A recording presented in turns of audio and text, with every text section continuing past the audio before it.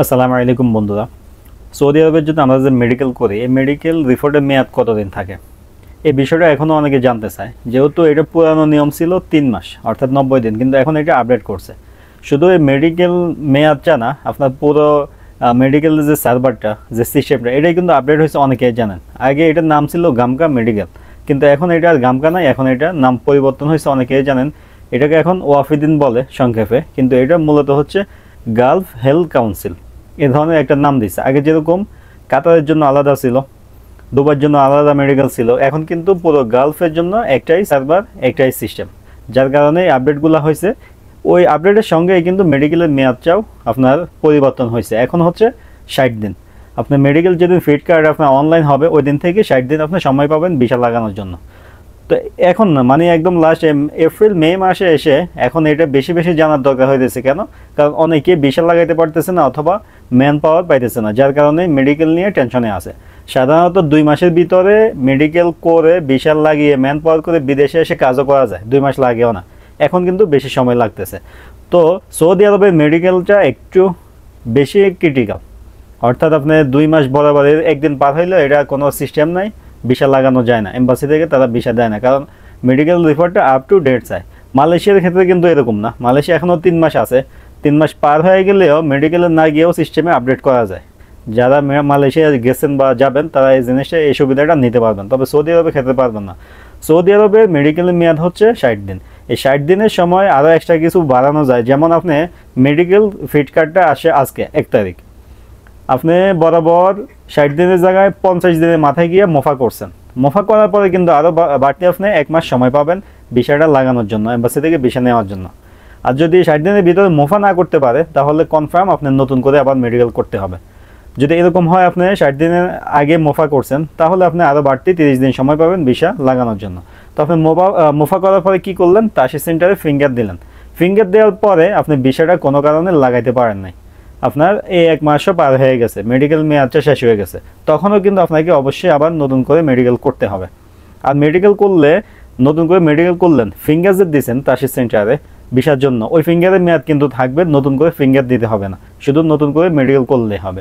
তো যদি এরকম হয়, ধরেন 50 দিনের দিন আপনি মোফা করছেন, আরও 15 দিন পরে গিয়ে ভিসা পাইছেন, ভিসা আপনার কমপ্লিট হয়ে গেছে, এখন মেডিকেল নিয়ে আপনার টেনশন আছে কিনা? না, যেদিন আপনার ভিসাটা ইস্যু হবে ওই দিন থেকে আরও 90 দিন ভিসার মেয়াদ। এই 90 দিনের ভিতরে আপনি বিএমএটি করে বিদেশে আসতে পারবেন, কোনো সমস্যা হবে না। যদি যেমন এখন চলতেছে বর্তমানে, অনেকে বিএমএটি ক্লিয়ারেন্সটা পাচ্ছে না, যার কারণে অনেকে ভিসার মেয়াদ শেষ অবস্থা। যদি এরকম হয়, ভিসাটা ইস্যু হওয়ার ডেট থেকে 90 দিন পার হয়ে গেছে, তখন আপনি কী করণীয়? তখন কিন্তু আপনাকে, এটা এজেন্সির কাজ, তারা কিন্তু একদম প্রথম থেকে সব কিছু আবার করতে হবে, একদম নতুন করে ভিসা প্রসেসিং করতে হবে। এটা হচ্ছে সিস্টেম। এক্ষেত্রে মেডিকেলটা আপনি করবেন, আপনার যে বিএমএটির জন্য আপনি ট্রেনিং করছেন, বিএমএটির জন্য ফিঙ্গার দিচ্ছেন, এবং কি আপনার পুলিশ ক্লিয়ারেন্স, এগুলো কিন্তু আর লাগবে না। কেন? কারণ এগুলার মেয়াদ কিন্তু থাকে।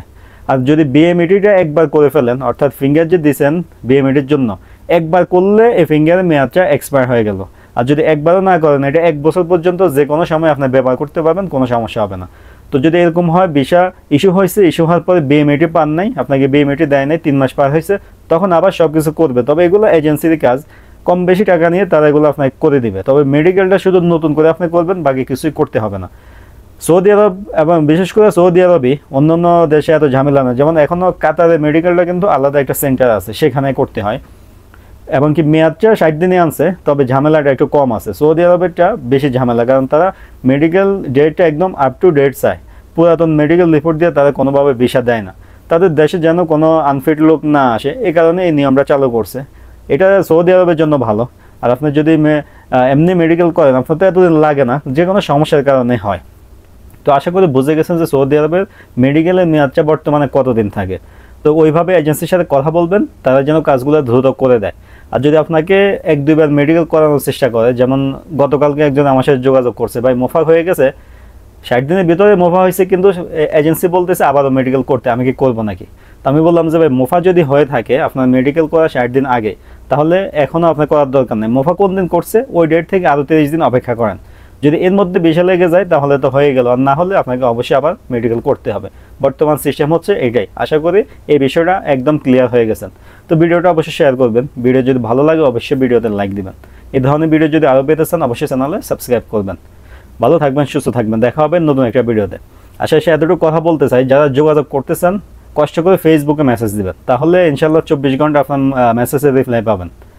ফেসবুক ছাড়া অন্য কোথাও যোগাযোগ তেমন করার কোনো সিস্টেম নেই। অনেকে টিকটকে বা কমেন্ট করেন ইউটিউবে।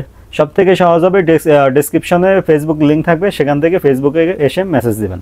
তো ভালো থাকবেন, দেখা হবে নতুন ভিডিওতে।